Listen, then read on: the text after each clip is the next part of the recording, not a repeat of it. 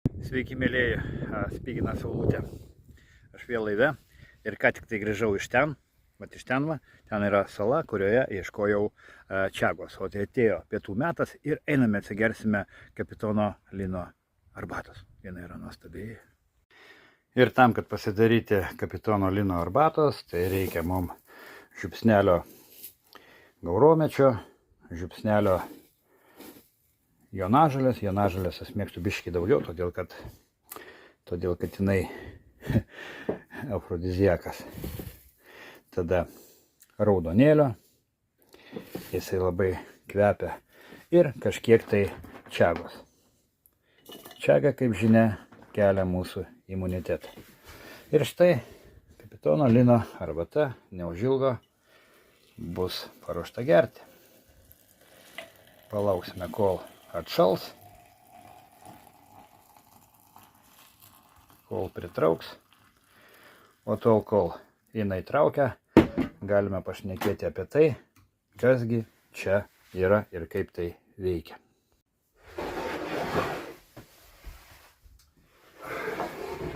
Tai yra fantastiškai nuostabaus aromato ir skonio arbata. Kada nors tiesiog paimkite ir paragaukite jos. Ir šiandieną pakalbėkime ne apie jos iš tikrųjų gydomasias savybės, o noriu atsakyti į labiausiai ir dažniausiai užduodamą klausimą. Ir čia vėlgi nekonkretizuokime žmogaus, nekonkretizuokime problemos, o tiesiog, iš esmės. Na štai labai dažnai žmonės manęs klausia, sako, kiek, Linai, man reikės išgerti čagos arba kažkokių tai vaistažolių, kad išsigydyti kažkokią tai lygą, kažkokią tai negandą. Ir dažniausiai aš tikrai neturiu atsakymo į tai, nes atsakymas yra, iš tikrųjų yra neįmanomas. Bet kaip pavyzdį aš jums galiu kažką tai pateikti. Čia yra lygiai tas pats, kaip laikytis dietos, norint numesti svorio. Žmonės laikosi dietos, tarkime, kokius 2 mėnesius arba net pusę metų ir iš tikrųjų pasiekia fantastiškų rezultatų. Numeta ir 5 kg, ir 10, o kartais ir 20 kg. Ir kai žmogus numeta tuos 20 kg, jisai meta iš karto ir tą dietą. Ir jisai kažkodėl tai galvoja, kad jo svoris daugiau niekada nesugrįš. Bet kas gaunasi iš esmės? Tuo periodu, kada jisai laikėsi tos dietos, reiškia, jisai iš savo maisto raciono išmetė tai ir tiek, kas ir kėlė jo tą svorį. Bet kai jisai tik tai sulieknėjo, jisai viską staigiai pamiršo ir grįžo ėsti lygiai taip pat, kaip jisai ėdė iki tol, kol nutuko. Ir kaip taisyklė, visas šitas svoris labai greitai, tiesiog akimirksniu sugrįžta į buvusias ribas ir dažniausiai ir labai dažnai, kad netgi su didžiuliu viršsvoriu. Tai jeigu žmogus numetė 20 kg, tai labai dažnas atvejis, kad per sekančius metus sugrįžta ne tik 20, bet dar ir 30 kg. Tai čia su tuo čagos naudojimu, norint išspręsti kažkokią tai problemą, yra lygiai tas pats. Lygiai tas pats. Na, tarkime, tu išgersi 2 kg čagos per porą mėnesių ir tu išsivalysi savo organizmą, išsivalęs organizmą, tau pasitrauks labai daug ligų, kaip egzemos, kaip žvynligės, artritai, gastritai, cukrus susinormalizuos, žodžiu, begalė problemų tau išsispręs. Bet tu kažkaip tai galvoji, kad jau dabar užteks man gerti čagą, jau aš išsigydžiau ir būsiu sveikas ir vėl aš dabar galiu daryti tą, ką dariau anksčiau. Ne, žmogau, ne. Kai tik tai tu nustosi sveikai gyventi, visos tavo lygos sugrįž. Ir su trenksmu sugrįž. Tiesiog tu turi pasirinkti, kaip tu gyvensi. Kodėl tu susirgai? Tu susirgai todėl, kad tu į save kišai nuodus. Taip, tu į save kišai nuodus. Šiuometinis maistas tai yra iš tikrųjų cheminis nuodas, padarytas iš chemijos. Kad jo būtų daugiau, kad jisai būtų skanesnis, kad jisai negestų, ilgiau laikytų ir tratata. Ta prasme, nuo pirminės gamtos būsenos, kaip jisai užauga natūraliai, dabar kas randasi supermarketuose, tai panašumo čia nerasi. visiškai, ten yra tiesiog chemija ir nuodas.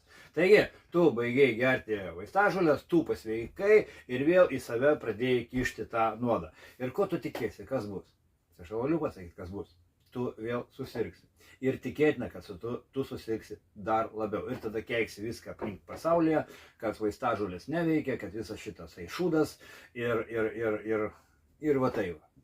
Taigi, jeigu tu nori nesirgti, tu turi pradėti gyventi sveikai. Aš nesakau, kad reikia gydytis. Ne, užtenka tik tai to, daugumoje atveju, užtenka to, kad tu iki minimumo atsisakai supermarketo ir iki maksimumo pradedi vartoti tai, kas auga gamtoje. Ir dažniausiai to užtenka, kad tu išsigydytum visas savo ligas arba bent jau daugumą jų. Todėl, kad, kaip jau ir sakiau, visos lygos ateina su blogu maistu ir visos jos išeina iš tavęs, kada tu to blogo maisto nebegauni ir kada tu gauni vaistažolės, kurios tavo organizmą gydo. Taigi tu, žmogau, apsispręs, tu neklausk kiekio, nes tokio kiekio nėra. Tu tiesiog apsispręsk, kaip tu gyvensi toliau nuo šiandien. Ar tu nori visą savo likusį gyvenimą sirgti, ar tu nori visą savo likusį gyvenimą gyventi sveikai, kaip kapitonas Linas gyvena. Todėl, kad ir mano gyvenime buvo ta riba, kada aš jau nebegalėjau gyventi va tokio gyvenimo, kurį dabar aš gyvenu. Aš negalėjau plaukti vienas jachtą, ypatingai žiemą. Aš negalėjau vaikščioti po kalnus, lipti į medžius, todėl, kad aš buvau storas, pilnas šūdų ir ligų, pilnas maišas, kuris negalėjo pakelti jau savo svorio, man skaudėjo čia visus sąnarius, ir begalė ligų buvo, aš pats negalėjau paeiti, nekalbant jau apie tai, kad nešti kažkokią tai kuprinę pilną čiagos ir laipioti kalnais ar medžiais. Tai greičiausiai, jeigu aš vieną dieną būčiau nepakeitęs savo gyvenimo, tai šiandien šito video jau tikrai nebebūtų, todėl kad mano visos šitos lygos, jos kosminiu greičiu progresavo. Aš tiesiog jaučiau, kaip aš silpstu ne metais, o mėnesiais, kad kaip aš silpstu. Ir va čia tiesiog aš apsisprendžiau, ar aš noriu į invalido vežimėlį, ar aš noriu į jachtą ir į jūrą. Ir tiesiog padariau kardinalius pokyčius savo gyvenime. Aš tiesiog išmečiau viską, ką galima išmesti, kiek tai yra galima, kiek yra galimybių, viską išmečiau, kas yra parduotuvėse ir supermarketuose.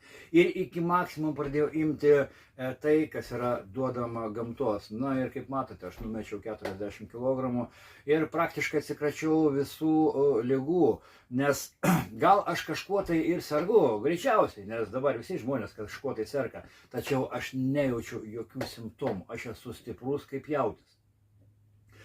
Stiprus ir laimingas. Ir žinote, mano žmona yra beveik ketvirčių amžiaus už mane jaunesnė, man jau apie baigiu 60-metį.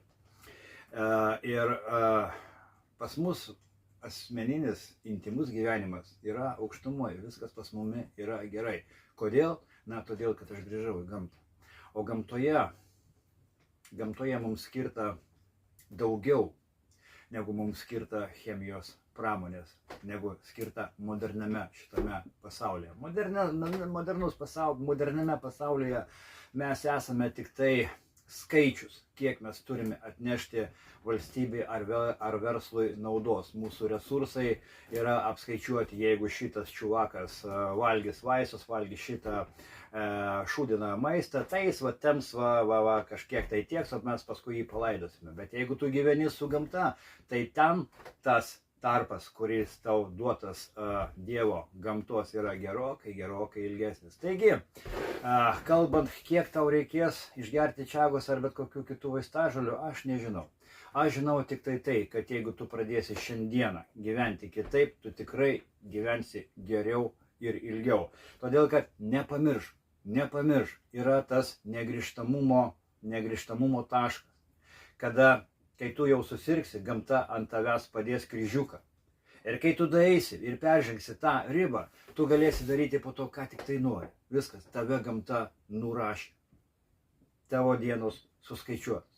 Taigi, nedelsk, nedaeik iki tos ribos, po kurios peržengimo jau nieko nebus galima pakeisti. Tiesiog atsisuk į gamtą.